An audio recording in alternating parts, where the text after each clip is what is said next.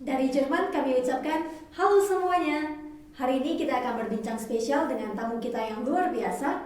Beliau berasal dari Indonesia, tepatnya dari Solo yang sekarang sudah menetap di Jerman, tepatnya di kota Siegen. Beliau merupakan ketua sekaligus founder dari German Indonesian Society di Siegen. Sekalipun sudah menetap lama di Jerman, beliau kerap mengenalkan budaya Indonesia di sini. Langsung saja kita sapa Bu Tineke. Halo Bu, Halo. Gimana Bu kabarnya Bu? Baik-baik saja. Nah sekarang kesibukannya apa nih Bu? Ya masih tetap sekarang Corona sudah lewat di sini di Jerman. Kita mulai lagi dengan kegiatan-kegiatan di IG. Nah, seperti pengenalannya di awal, sekarang Ibu di Sigen ini udah berapa lama sih Bu? Sejak kapan? Wow, sudah lama sekali, sudah lebih 40 tahun. Wow, 40 tahun. Mungkin dari tahun 1976, 1976. ya sekitar 47 tahun. Nah, terus Bu Tineke kan ini kan ketua sekaligus pendirinya Jerman Indonesia Society di Sigen. Mungkin sebagian besar pendengar ini belum tahu sebenarnya organisasi Jerman Indonesian Society itu apa sih Bu? Jerman Indonesia Society, kalau Jermannya dalam bahasa Jerman kita sebut Deutsche Indonesische Gesellschaft. Kalau saya berhubungan dengan orang Indonesia, saya selalu bilang Lembaga Persahabatan Jerman Indonesia. Dan tujuan saya mendirikan perkumpulan ini untuk membuat suatu jembatan antara Indonesia dengan Jerman. Dari kegiatan kebudayaan dan sebagainya gitu ya. Iya. Itu berarti sudah berdiri sejak 1985. 1985. Wah. Udah berapa tahun. Gitu ya. Lama banget ya.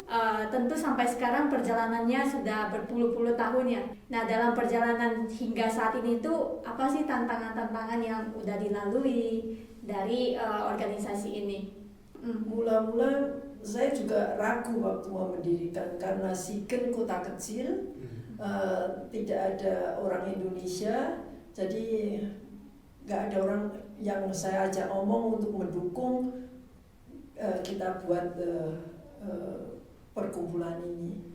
Tapi waktu itu saya untung, saya kenal baik dengan dubesnya yang di Jerman, dubes Indonesia di Jerman.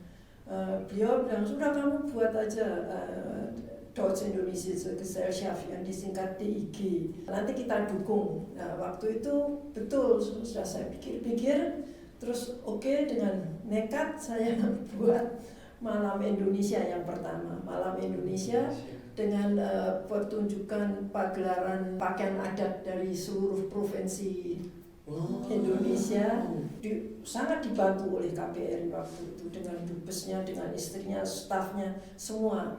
Sejak itu terus di Siegen terkenal ada perkumpulan Jerman Indonesia. Meskipun di sini nggak ada orang Indonesianya, sedikit bisa dihitung dengan jari. Nah itu tuh sebenarnya kegiatan yang di organisasi itu ada apa aja sih? Kegiatan pertama, kita banyak mengundang juga orang-orang yang tahu tentang Indonesia, yang misalnya orang-orang Jerman yang pernah menyelidiki Indonesia, kita undang untuk ceramah, atau ya orang yang pernah ke Indonesia lah, tentang pengetahuan tentang Indonesia. Terus kita buat dengan antara anggota, tiap tahun saya juga memberikan pertemuan dengan anggota-anggota, misalnya kalau musim summer grillen. Mereka kumpul semua saya ada sewa hutan, ada pondoknya. Tujuannya biar anggota-anggota ini mengenal satu sama lain dan kontak. So, kita buat juga tiap akhir tahun kita buat ya Malam Indonesia, pagelaran tentang kebudayaan Indonesia dengan makanan Indonesia. Ini yang paling sukses, ini yang sukses sekali. Setiap tahun kita buat dengan didatengin, dubesnya selalu datang. Dubes dari berapa udah ganti, karena saya ada hubungan baik waktu itu dengan Bonn tidak jauh dari Siegen. Dubesnya selalu datang, terus wali kotanya juga selalu datang ke pesta itu. Sayangnya sejak corona kita harus stop, nggak bisa lagi. Iya. Ya, Berarti 2-3 tahun terakhir kemarin ini stop ya Bu? ya, ya, nggak ada kegiatan, nggak bisa buat malam Indonesia lagi. Dan saya juga pernah buat tour ke Indonesia, ke Jawa, Bali, Sumatera, Sulawesi. Itu juga dipaksa stop gara-gara ada perang teluk. Perang teluk perang antara teluk. Iran. Kamu belum lahir atau? Wah, itu kapan ya Bu? Itu kapan? Antara Iran dan Irak. Oh, Karena Iran dan bahaya, oke lah kita berhenti. Berarti Jerman Indonesian Society, berarti di dalamnya itu anggota-anggotanya itu bukan hanya warga Indonesia ya? Berarti apakah ada warga Jermannya juga atau gimana? Hampir sama sekali nggak ada orang Indonesianya, boleh dihitung jari dah. Ada juga yang saya untung kalau kebetulan ada mahasiswa yang datang ke Sigen, sekolah di Sigen, nah itu yang mereka bantu saya. Tapi keluarga yang pada saat itu keluarga Indonesia jarang sekali. Terus anggota-anggotanya anggota orang Jerman semua. Yang dulunya dari kenalan-kenalan kita, terus makin lama makin banyak. Puncak anggota kita ada yang lebih 100 lebih lah, hampir 150. 150 ya. Seperti yang Ibu tadi ceritain udah mengenalkan budaya Indonesia atau makanannya juga. Nah, itu apa sih alasannya Ibu ingin banget mengenalkan budaya Indonesia itu? Wah, Gimana tuh? Ya pertama karena saya orang Indonesia, kedua saya tahu Indonesia itu bagus sekali. Baik alamnya, kebudayaannya, tradisinya macam-macam. Saya berusaha mengenalkan ini Indonesia. Jadi karena lebih-lebih di Eropa ini, menurut pengalaman saya banyak yang belum kenal Asia, belum kenal Indonesia. Tapi setelah mereka tahu Indonesia, ya mereka senang juga. Ya, karena kebanyakan memang lebih kenal Bali dibandingkan Indonesia ya Bu? Ya, Iya. mereka nggak tahu kalau Bali itu punyaan Indonesia. Iya, itu. Iya, beberapa teman juga pikirnya Bali itu negara sendiri Iya, bahkan. benar kan? Iya. Mereka bingung Indonesia di mana, tapi waktu kita bilang Bali, oh langsung tahu gitu. Mereka gitu kan biasanya. Iya. Berarti menurut Ibu itu hal yang penting ya Bu untuk mengenalkan Indonesia ke negara lain gitu. Ya, dan sebagai orang Indonesia harus bangga. Saya bangga saya bisa memamerkan Indonesia, memperkenalkan Indonesia. Saya lihat ini di belakang nih ada alat musik yang familiar nih dengan saya nih ya.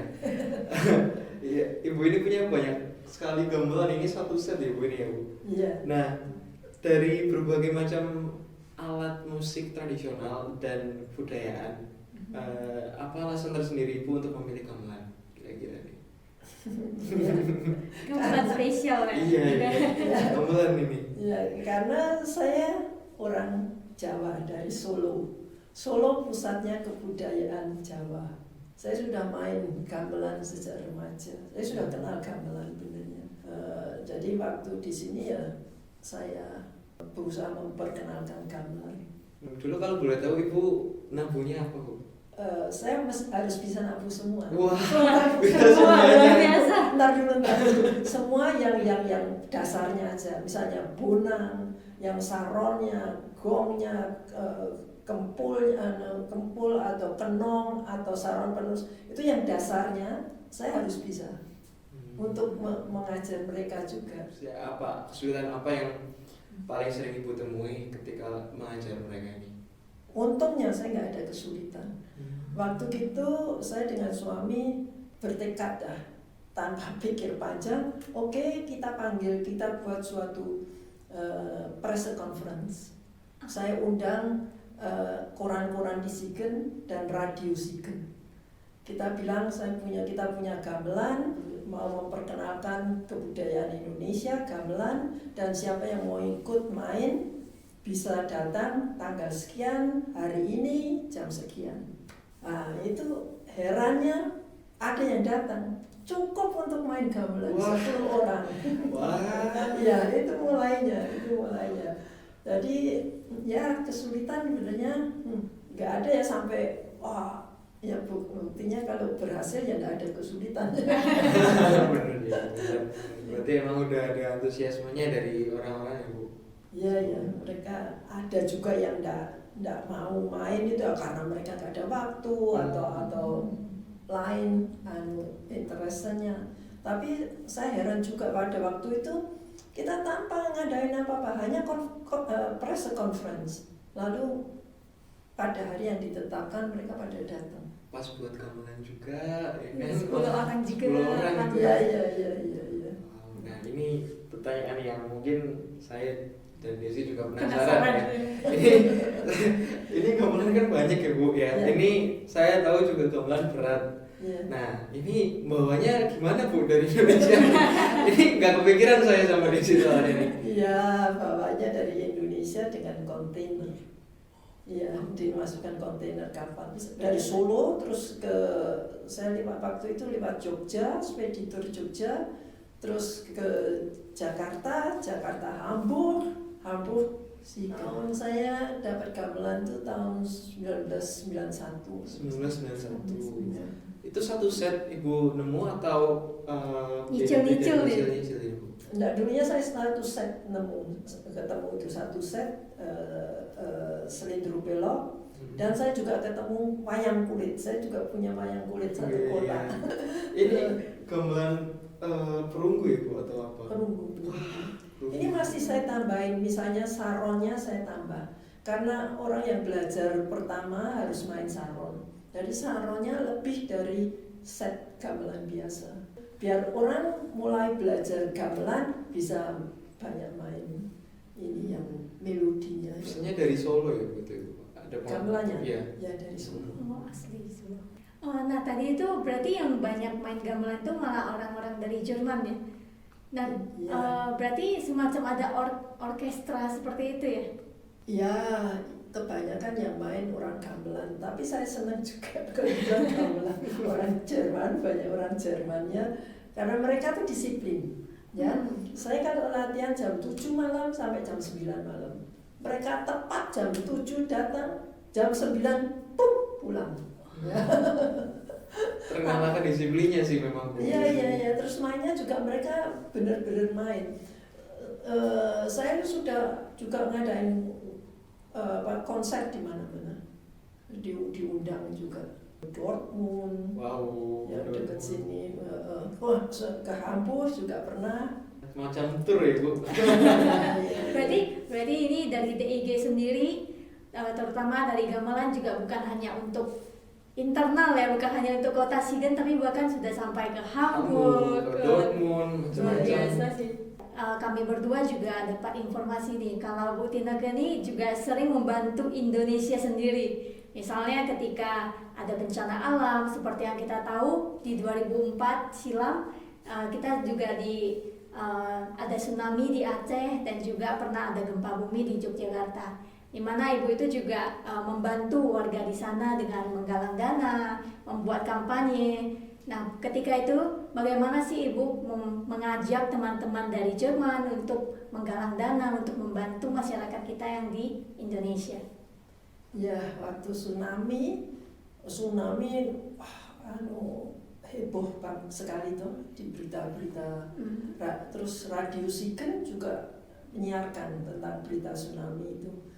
Waktu Radio Siegen menyiarkan tentang tsunami, langsung setengah jam atau 1 jam orang berdiri di depan pintu rumah saya bilang kalau mau bantu. Ada yang bawa noodle seperti makanan semua. Wah, sejak itu terus rumah saya penuh sama barang-barang semua.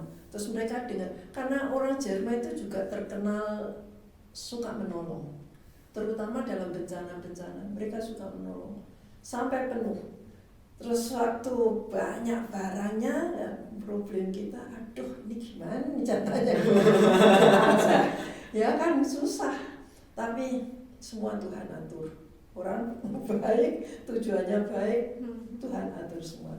Tiba-tiba tuh datang, dia orang, tidak salah dia orang Inggris atau orang Amerika, tidak tahu. Dia istrinya manajer bukan di Siegen, sini di daerah dekat Siegen. Dia datang, dia bilang, saya mau bantu gitu. Ya silahkan. Soalnya waktu itu yang datang bukan hanya kenalan saya, tapi orang-orang lainnya juga, orang-orang warga Sigen datang bilang mau bantu. Oke, wow, sini penuh semua deh, dari atas sampai bawah penuh. Kan waktu itu masih Natal. Hiasan Natal saya masih di sini. Itu hadiah-hadiah Natal masih semua di ruang tamu. Oh, udah nggak tahu, nggak kan keluar dari rumah saya. Ya, si ibu ini dia datang, dia mau bantu, benar-benar dia mau bantu itu. Dia terus waktu lihat semua, aduh dia mungkin saya nggak tahu pikirannya dia ya, kasihan atau gimana. Tapi besoknya dia datang lagi, terus dia bilang sama suami saya, ini ada telepon gitu. Dia telepon sama suaminya yang kebetulan masih di Australia, ya. Terus dia bilang, suaminya yang di Australia itu tanya, saya bisa bantu apa? Terus suami saya bilang, ya kita punya banyak barang tapi nggak tahu gimana ngangkutnya ke Aceh, ngirimnya. Terus dia langsung bilang, oke, saya suruh pegawai saya, anak buah saya, staf saya, kita yang ngirim semua. Wah. Jadi saya, pelong. Ya. Jadi udah tahu gimana ngirimnya nih. Iya. Dan pada waktu itu nggak cuma 1 kontainer, 2 kontainer besar. Iya. Saya sebenarnya jujur ya dengarnya agak merinding sih, karena saya pikir kayak mungkin untuk mengajak teman-teman dari internasional untuk bantu itu sesuatu yang sulit, bahkan ini ternyata datang sendiri menawarkan bantuan. Iya. Luar biasa. Berarti di sini kita masih bisa lihat ya bahwa sisi kemanusiaan umat-umat di dunia ini masih ada loh orang-orang baik. Apalagi Jerman. Itu juga mungkin sedikit memberikan sudut pandang lain ya, karena kan kalau saya sih selama ini mendengarnya kan negara barat kan terkenalnya individualis atau gimana. Tapi jujur pengalaman saya dan mungkin kamu di sini juga gak terlalu. Iya, masih aman lah. Dan ternyata ditambah dari cerita Bu Tineke juga kelihatan nggak juga kok, nggak semuanya gitu. Mereka individual, kita bilang kalau individual karena mereka nggak mau diganggu tentang dirinya sendiri. Jadi kalau misalnya urusannya dia, orang lain nggak boleh tahu, misalnya gitu. Itu mungkin itu individualnya. Tapi tentang bantu luar biasa Jerman. Kami juga mendengar bahwa Ibu itu membantu soal pendidikan juga di Indonesia. Nah, ketika pandemi, kami dengarnya sih Ibu bersama tim memfasilitasi online meeting bagi anak-anak biar mereka dapat pendidikan. Ibu juga menggandeng adik-adik pelajar yang mau sekolah tapi terhalang dengan masalah ekonomi. Apa yang membuat Ibu fokus terhadap pendidikan di Indonesia, Bu, khususnya bagi para anak-anak? Saya bantu anak-anak itu nggak hanya pada pandemi, saya sudah mulai sejak tsunami. Iya, sudah waktu tsunami saya ke Aceh juga 3 kali tsunami. Ya, terus saya ada anak kecil nangis karena mau sekolah. Tapi orang tuanya meninggal semua. Aduh, kasihan bener kalau waktu ke tsunami itu. Saya bantu sekolah juga di sana, perawat ya, sekolah perawat. Saya mau ngomong, lupa, orang tuanya meninggal semua sudah. Mereka nggak punya orang tua. Terus anak kecil ini nggak punya orang tua, dia mau sekolah nangis. Ada neneknya yang cerita, ini dia mau sekolah tapi saya nggak punya uang. Terus spontan saya bilang, oke, saya ambil anak itu. Saya kirimin uang, nanti ya ada caranya. Anak itu suruh sekolah. Itu yang mulai saya bantu, yang mulai saya tergerak. Terus waktu saya kembali ke Jerman, saya cerita sama teman-teman saya, langsung mereka mau bantu orang Jerman itu. Terus terpaksa, terus saya buat itu orang tua asuh. Kebetulan saya ada teman juga, tapi di Jakarta, di Cinere. Saya juga ke sana, tempatnya orang-orang yang dulu nggak punya rumah di pinggir sungai itu. Sejak itu saya bantu terus anak-anak sekolah. Saya cari orang tua sini, tapi saya nggak bikin reklama, hanya dari kenal-kenalan aja. Ya, anaknya saya punya orang tua yang terdaftar, terus ada yang sudah meninggal, udah lama, lebih dari 65 atau orang tua. Ya, saya senang kalau anak-anak remaja bisa sekolah, karena kalau suatu negara penduduknya pintar, ya maju, negaranya makmur. Itu pikiran saya. Jadi saya selalu mendorong siapa yang tidak bisa sekolah harus sekolah. Saya bantu. Ya seperti yang gue bilang, pendidikan anak-anak itu juga akan mempengaruhi ke masa depan suatu negara gitu ya Bu. Iya. Jadi pendidikan itu jadi kunci lah. Iya. Saya kalau ke Indonesia, saya selalu mengunjungi anak-anak yang di Jakarta itu. Dulunya mereka di rumah seorang keluarga gitu, tapi sekarang sudah ada yang bantu juga, dapat ruangan gitu segala macam. Mereka itu dari ibu-ibu yang ngurusin itu ibu-ibu yang kaum menengah gitu loh. Mereka jujur semua, jujur. Uang saya tuh kemana tuh saya tahu. Kita nggak ngambil tentang agama, ya.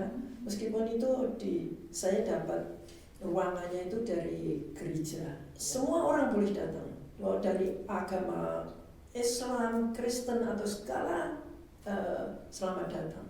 Makanya saya selalu tiap tahun kalau Lebaran saya kasih semua mereka. Saya bilang kamu harus adil. Lebaran kasih, kalau Natal juga harus kasih. Jadi semua orang tuanya yang ada 50 lebih. Tapi mungkin 50 lebih anak saya, ya anak-anak asuh saya. Tapi yang orang-orang sekitar itu atau yang bantu kasih semua. Selama saya masih ada uang. Melihat organisasi ini begitu bagus, bukan hanya bergerak di bidang budaya, tapi juga pendidikan dan juga yang paling penting kemanusiaan. Nah, kami juga mendengarkan info kalau DIG ini juga ada ya di beberapa kota lain di Jerman, seperti ada di Munchen. Dan kira-kira Ibu ini ada nggak sih kepikiran untuk membuka DIG lagi di kota-kota lain di Jerman? Enggak. Di kota-kota lain sudah ada kan, kamu bilang di München ada, di Köln ada, di mana lagi ada. Saya sudah cukup saja di saya ini. Tentang pendidikan saya masih mau, ini ada permintaan lagi yang dari Pangandaran. Itu juga baik juga, karena saya senang tujuannya dia baik. Itu seluruh keluarga bantu dia. Kang Ai namanya.